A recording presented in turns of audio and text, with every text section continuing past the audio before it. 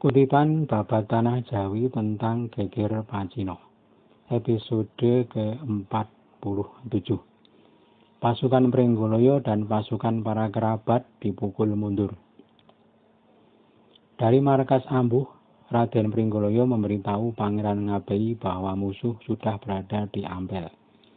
Mereka menjarah harta benda dan memboyong para wanita. Pangeran Ngabei kaget, segera memanggil para adik. Semua telah hadir di hadapan Pangeran Ngabei.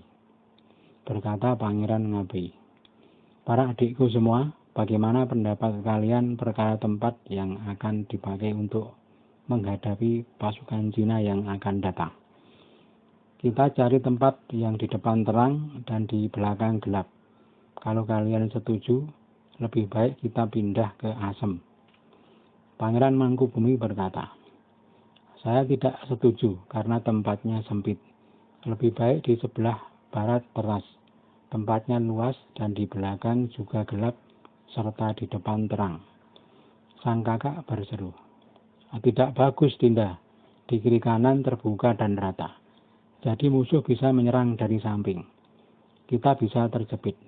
Lebih baik Asem, kalaupun nanti membuat benteng juga bisa." Para adik tak keberatan. Mereka lalu bubar dan bersiap berangkat ke Asem. Sementara itu Raden Martopuro dan Adipati Pati sudah sepakat untuk memukul barisan Aryo Pringgoloyo di Ambuh. Para komandan pasukan Cina sudah ditanyai kemantapan mereka. Mereka semua sangat suka jika terus melanjutkan perang. Walau sampai mati pun tekad mereka tak reda sebelum Kartosuro jatuh. Mereka sudah tak sabar berlama-lama di jalan dan ingin segera bertempur. Adipati Pati pun menurut. Segera tanda berangkat dibunyikan. Pasukan Cina berada di garis depan dengan menabuh kentongan. Ping Bulung membawa 100 prajurit Cina sebagai pembuka jalan. Kapitan Sapanjang menyambung di belakangnya. Lalu di belakangnya lagi bersambung pasukan Raden Martopuro.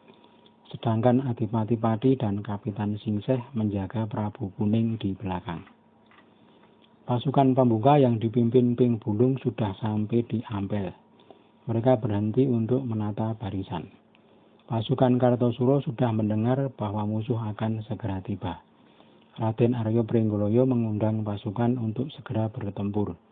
Di desa Kenteng mereka bersiap menghadapi musuh. Pasukan Cina langsung menerjang.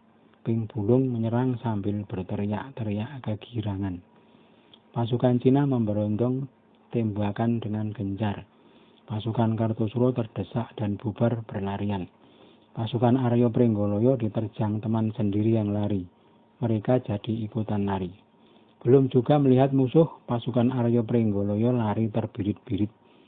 Pasukan Cina terus mengejar. Mereka sampai di barisan belakang yang dipimpin Ki Dipoyudo dari Pamerdin. Ki Dipoyudo berusaha menahan laju pasukan Cina di Mojosongo. Hanya sebentar mereka bertempur. Ki Dipoyudo tak mampu menahan serangan Ping Bulung yang ganas. Dipoyudo lari menuju teras. Ada bantuan datang dari Kesatuan Nirboyo dan Jogoboyo serta Sorogeni. Lurah prajurit Jogoboyo bernama Puspokusumo, seorang keturunan Surabaya yang pemberani, anak dari Ki Aryo Joyopuspito. Puspokusumo ketika sampai di Banyudono bertemu dengan pasukan Pringgoloyo yang baru saja melarikan diri. Puspokusumo berkata, "Bagaimana rencana Tuan? Saya disuruh untuk membantu." Aryo Pringgoloyo berkata, "Baik, kita segera maju. Aku tunggu kalian." Puspokusumo dan pasukannya bergerak ke teras dan bergabung dengan pasukan Dipoyudo. Pasukan Cina yang mengejar sudah terlihat. Tidak lama kemudian pertempuran sengit kembali pecah. Pasukan Cina mengamuk membabi buta. Mereka memanggul kalantaka dan terus menembak.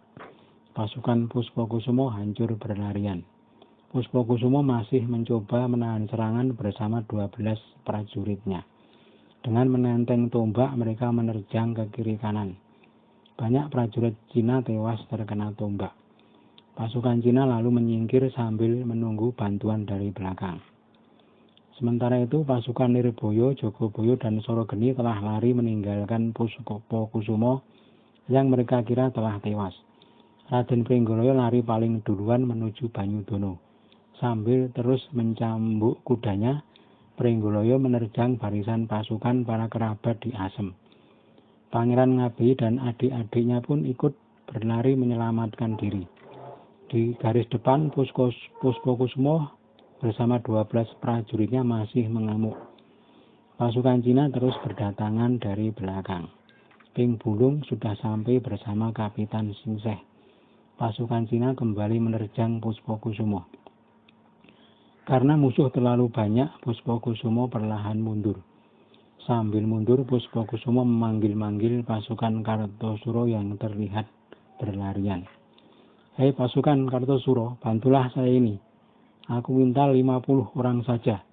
Kalian bersoraklah di belakangku. Aku sendiri yang akan mengembalikan orang Cina ke Solotiko. Kalau orang Cina tak bisa aku kembalikan, aku bukan anak Joyo Puspito. Aku bukan darah Surabaya. Para prajurit Kartosuro yang mendengar menoleh, tapi tak ada yang berani kembali. Puspokusumo jengkel. Sambil menangis, Puspokusumo meratap. Duhai Tuhanku, duhai Sang Raja, apa semua abdi paduka sudah tak merasakan kewibawaan raja? Apakah dari sekian abdi tak ada yang dari keturunan orang mulia? Pasukan Cina terus merangsek maju sambil membakar-bakar rumah penduduk desa di sepanjang jalan di Banyudono.